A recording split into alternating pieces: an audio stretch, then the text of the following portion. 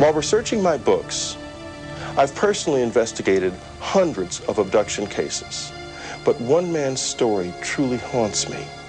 His name is Jesse Long. He claims to have been abducted many times since he was a boy, and the abductions he describes are terrifying. If what Jesse tells me is true, then there is a very surprising future in store for all of us. Jesse, when do you first recall being abducted? My first abduction occurred in 1957 when I was 5 years old in Rogersville, Tennessee, a very small town in Upper East Tennessee. My brother John was with me at the time.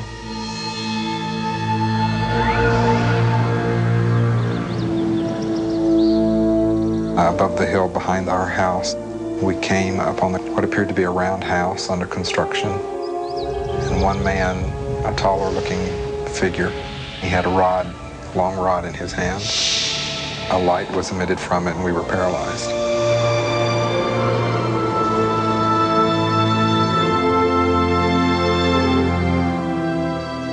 It is at this point that Jesse Long's conscious memory of what happened ends. He says it's only through hypnosis that he's been able to remember the rest of this first abduction. What you are seeing is actual footage of Jesse undergoing hypnotic regression.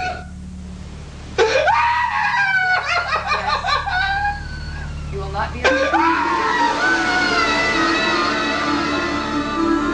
I remember being taken into the craft, taken into one room. I was placed on a very cold, flat table. My brother was separated and he was taken into another room.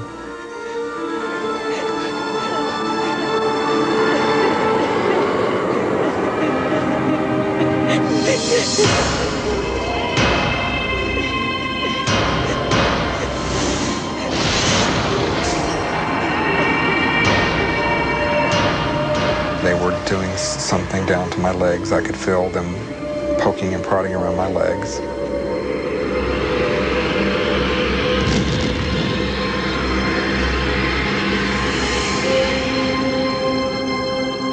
According to Jesse, his abductors inserted a small item, an alien implant, into his left shin. And it was in my body for 34 years. Could you feel it inside you? What did it feel like? It was always painful. I always had to wear my socks below the incision point because it was painful. In 1991, Jesse had the foreign object removed from his leg. There it is. This is actual footage of that procedure. That's a good half-inch long. This is the object that was in my leg. And unfortunately, during the initial test that was done on it, it was broken into two pieces. But that allowed us to look at the inside. Some have dismissed the object as simply a shard of glass. But when it was analyzed at Southwest Research Institute, a materials analysis facility in Texas, the conclusions suggested a greater mystery. According to the lab's report, the object revealed a very remarkable composition and exhibited unique surface characteristics that cannot be explained, and that the questions outnumber the answers. When the object was removed, I was convinced that whatever this object was had something to do with all of my abductions. Jesse Long believes he has experienced a number of abductions since that first incident in 1957. And they became more and more horrific as he grew into an adult. Most of my abductions occurred very similarly.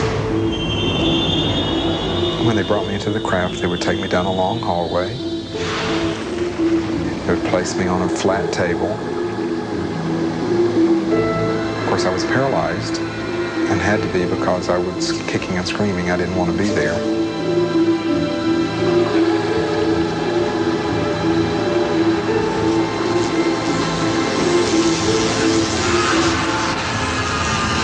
The experiments on the table included a sperm extraction.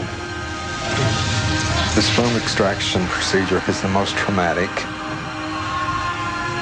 and has caused me the most problems, in that they actually force me to crossbreed with what seems to be a female being.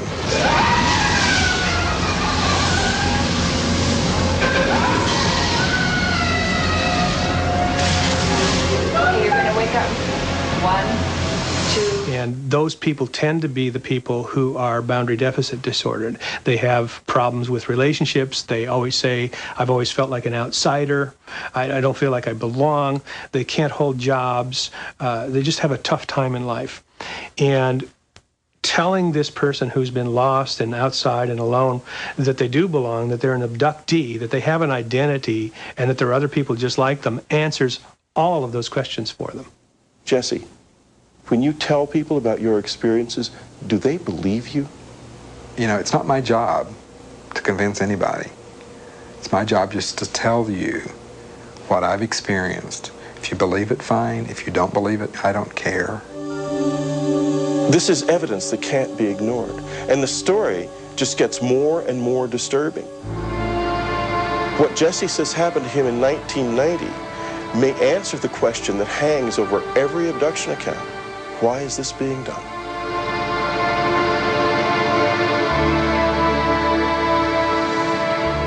I was driving from California to New Orleans, and right outside of Albuquerque, New Mexico on I-40, my car was lifted off the interstate up into a craft with me in the car.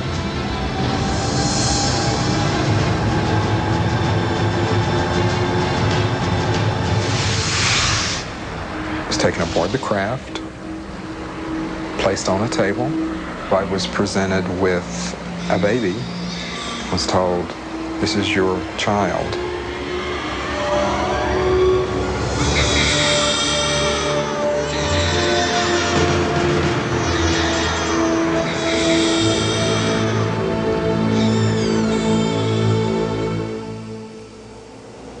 What happened then? And there were 9 other children standing along the wall. They all looked at me, and I could see, yes, they were mine. Each of the children who were standing along the wall walked up to me lying on the table, and they each touched my hand as they walked by and looked me straight in the eyes. And they walked on out of the room. And the message I was getting from them was, "We're okay. Thank you." If you could confront your abductors, what would you say to them? If I could sit down with one of them right now, I'd ask them one question. I would want to know why me and for what reason. We have thousands and thousands and thousands of people coming forward with these cases, not only around the United States, but around the world as well. David Jacobs based his book The Threat on the explosive issue of hybrids, the crossbreeding of aliens with humans. For Jacobs, stories like Jesse Long's are only the beginning. I think we are looking at a catastrophic situation. I think we are looking at a disaster. We are seeing a unified program here with these beings, a program of physiological exploitation by one species of another. And I know this sounds absolutely insane. We're looking at a colonization program in some way